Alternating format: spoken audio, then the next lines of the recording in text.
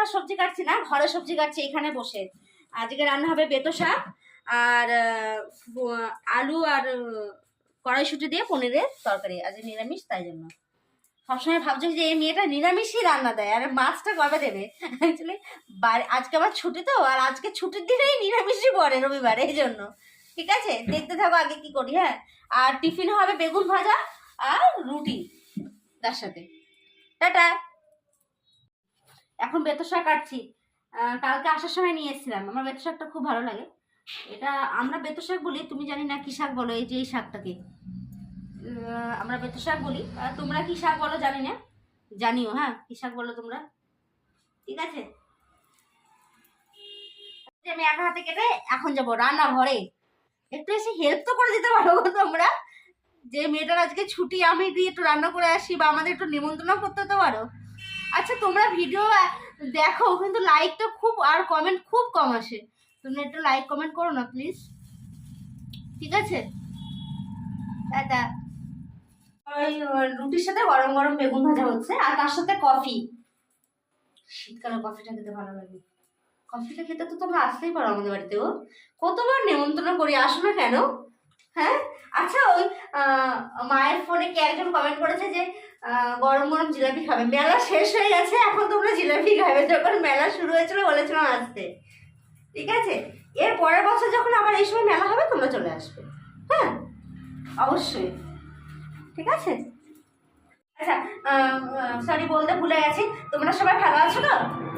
হ্যাঁ, শুভ সকাল। তোমরা অনেক অনেক ভালো থাকবা, আর দিদা দাদু সবাই ভালো থাকবা। সবাই ভাই বোন যারা আছে, দিদি দাদা বৌদি, তোমরা সবাই ভালো থাকবা। হ্যাঁ, সুস্থ থাকবা। আর এই শীতকালে কিন্তু একদম ঠান্ডা লাগাবে না। আমি কিন্তু ওষুধ নিয়ে যেতে পারবো না, বলে দিলাম, খবরদার। এখানে আসলে আমি ওষুধ কিনে দেবো। হ্যাঁ, ওই যে বেগুন ভাজা, এটা কফি। আর ওই যে বেগুন ভাজা রেখেছি টেবিলে, বেগুন ভাজা হয়ে গেছে। বড়িটা ভেজে আমি বেতো শাকটা বসিয়ে আর কি আমি টিফিন করতে যাবো। তোমরা কি খাবে? চলে আসো। বড়িটা আগে ভেজে নিই, তারপরে।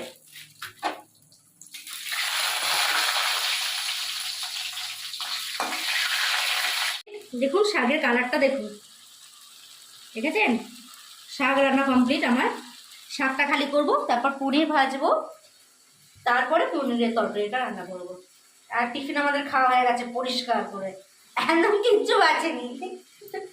তোমরা আসলে পেতে, তোমরা আসলে তারপর আমি, ঠিক আছে। টাটা।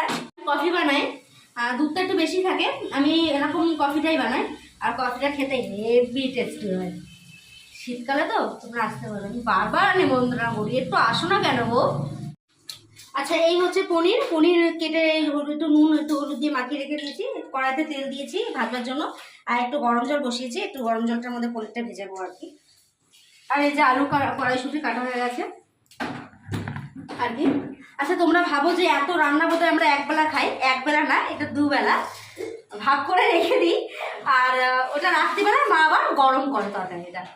এত রান্না কিন্তু আমরা একবেলায় খাই না, এটা ভেবো না কিন্তু, ঠিক আছে। আর দুবেলা রান্না এটা সেরে রেখে দিই আর কি। রাত্রে আর গ্যাস জ্বালায় না, সঞ্চয় করতে জানতে হয়, এই জন্য, ঠিক আছে। এই যে পনিরের তরকারি, আর পনির রান্না, এই যে। আর এই খালি করব, খালি করে আমি ঘরে যাব কার সাথে, আজ রবিবার, এই জন্য। আর এই যে বেতো শাক,